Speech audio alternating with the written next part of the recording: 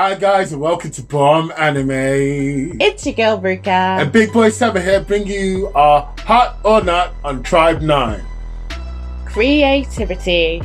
So the government has decided to implement extreme baseball to stop the lawlessness of the tribes. Now, from what we saw in the first couple of scenes, it wasn't just lawlessness, like this was just a free-for-all.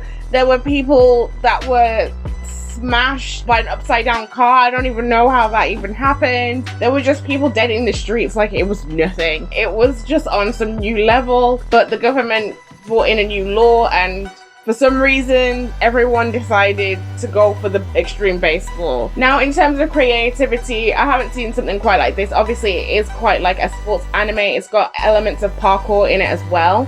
And it's just teams going against other teams and that's how they settle their disputes. Pretty cool.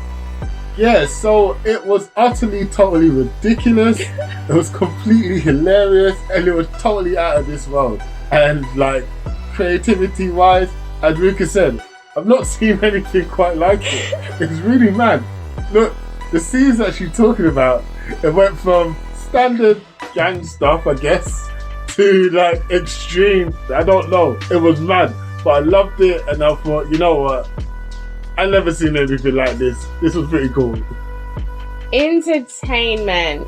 So they had a lot of different elements. Obviously it's the first episode, so they used the first part of the episode to describe to us what kind of world we're in. Similar to Tokyo 24th Ward, the way that they explained a few things to us. And I appreciated the context. Also, obviously you had the sports element, so there was a lot of movement.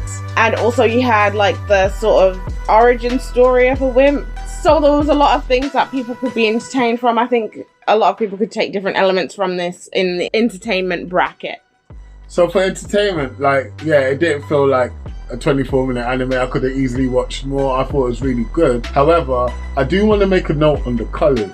The colours were actually sick. The contrast between the super darks and the super lights just kept me visually entertained the whole way through.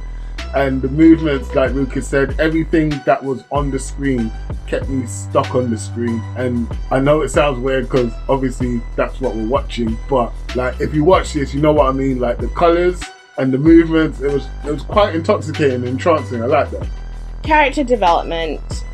So we had a couple of characters introduced to us, and I think that Haru was probably the main person that we were really centering things around. He was very worried. He seemed to get pushed around a lot. His own friend stole his wallet while pretending to help him while he was getting robbed by someone else. Like, it's that bad for him. And in this episode, he sort of went from being scared of everything to actually going to face his fears. That whole thing happened really quickly for me, like the difference between the two. But I think that is literally because this anime isn't really concentrating on his slow development, going from being a wimpy kid to finding this sport and finding himself. They're just going for it because I think it's going to be more about the teams fighting other teams and the team dynamics.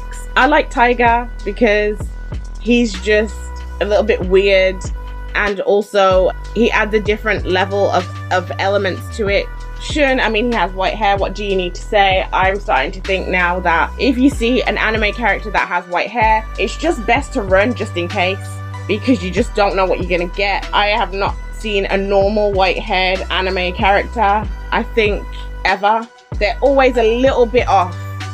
Yeah, for character development, I want to talk about Kamiya. So far, he's my favourite character, and that's because I just want to be him or be friends with him. He has all the characteristics of like a good sensei, a good role model, and the skills to back it up. My guy blew the tip of a tower off with just a baseball bat, like Noff said. And his introduction was so cool as well. Like, you know what? Kamiya for the win. World building. Seeing how savage the tribes were, it's really hard to believe that the government sorted the whole issue with a law. Because, like I said, they were on a madness. It wasn't just a regular thing, it was a lot. So I don't know how the government managed to implement it, but it's actually quite cool that they decided to do it with this extreme baseball. Also, the world is really a high-tech world where there's a lot of technology involved. They even had like the stands where people could come and spectate as mobile converted minibuses, so that you can still have the sort of feeling of a stadium, but they're very mobile because it's like a street game, which I thought was really cool that they added like that kind of thing in. But I want to know how the government goes about sorting out the cost of this, because like you said, Shun knocked off the top of a tower like it was nothing, and earlier on he did the same thing to like a silo tank that God knows what it had inside of it, and smashed the whole thing with a crushed Coke can. It's a lot. Like, it makes me interested to find out what the actual rest of the world is like, because right now we've seen it quite contained, where it's just like the game and sort of the gritty street area. But I would like to actually know what the wider area is like, and whether the whole thing is lawless or if they have sort of contained it to certain slum areas, which is quite interesting to me. So, Ricky, you just went political there, and I liked it. I mean, I'm all here for it, you know, like the favelas in Brazil and so on and so forth. I like it, really cool. They basically did to baseball what street football is in those areas, where people put money in a hat and try and win a football match, and the winner takes all, and so on and so forth. So it was pretty cool. Obviously, no money was exchanged, and it's an anime still, so unless you're Kakegurui, gambling's not happening. So I feel like, I always say this, if it can be on a boat anywhere in the world, then you know it's not good world building. They told you straight up from the very beginning, this is what it is. Deal with it, and this is what we're playing with. And the colours, oh my god, the colours. I can't get enough of it. I kind of want to watch more, but yeah, the colours. Plot execution. I would say that with the plot, they started to bring it in where you had the big company that were using the new technology that they had, which kind of really does blur the lines of what you would consider acceptable for a game like this, and really using weaponry in the game, and also using their money to buy out good clubs as well. So that element was very interesting to me, and I feel like that's where we're going in terms of the plot. Look, okay, so as a British person, what you guys probably call soccer, we call football. And so there's this team, which we're not going to mention, but they're kind of in hot water right now, but whatever. There's this team that decided to pump a lot of money in the football league called the Premiership. And a lot of people, when they first started pumping all this money in, was like, they're going to kill the game, they're going to kill the spirit of the game, they're just buying their players, this, that, and the other. But saying that, not looking like they're going to win this season, innit? So I feel like the whole first episode was an allegory between skill and cash. So as Rick is saying, this might be the way that it's kind of going, but they haven't really let us know what the main plot is. But they did give us a plot for the episode. I did like the plot for the episode. Okay, so to the verdict. Creativity or not? This is a massive part. What the hell is this? I've never seen something so ridiculous that I liked so much. Heart.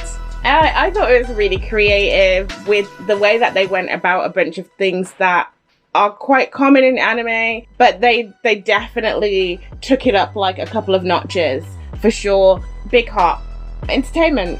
Definitely a heart. Look, it felt like a shonen meets a sports anime meets awesome, realistic, technological. Like, every genre I could possibly like, except for one or two, was in this thing, so I was entertained. I was also very entertained. I have to give it a big heart for entertainment, for sure. Character development. I feel like they did a good job, but I can't give it a heart because the way that they've sped up Haru's development kind of made you feel like they didn't really care about it. And I get it, it might not be conducive to the overarching plot or the plot or whatever, and it was like a plot hole or a plot filler or plot armor, but I can't give them character development for it, so it's a not for me.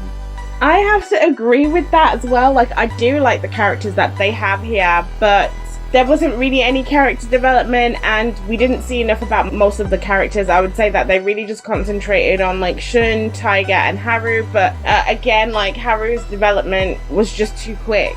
So maybe they'll change it in the other episodes. Obviously, they had a lot of things going on here, but I can't give it the heart. World building. Huh. Look, it can't happen anywhere else because they told you exactly the parameters that they were in, and they built the world nice. And blood, the colours. I agree. World building is also a hot for me. And yeah, the colors were really good. It was cool. The trailer had me slightly worried about what we were actually going to get, but they've pulled it off nicely. And I like the world in general, to be honest. Plot execution, hot or not? I can't give it a hot. They didn't give me an overarching plot. They gave me a good plot for the episode though. I did enjoy that, but I can't give it half hot, so it's a no. I'm going to give this one a hot because I do think that they did give us a plot for the episode, and on top of that, I think that they could be using this in the long run as well, and I liked it. I liked what they gave to me, so I have gone for hot for 4 out of 5 of the categories, but Big Boy Summer has only gone for hot for 3 out of the 5 categories, so even though it's slightly different, we have both gone for an overall hot. Yeah, I like this one. I definitely want to watch all the episodes when it comes out. You know what we're going to do? We're going to binge it and tell you what we think at the end of it. So let us know what you thought about this one, and if you made it this far, thank you so much. We do really appreciate it, but don't forget to like, subscribe and share. Peace.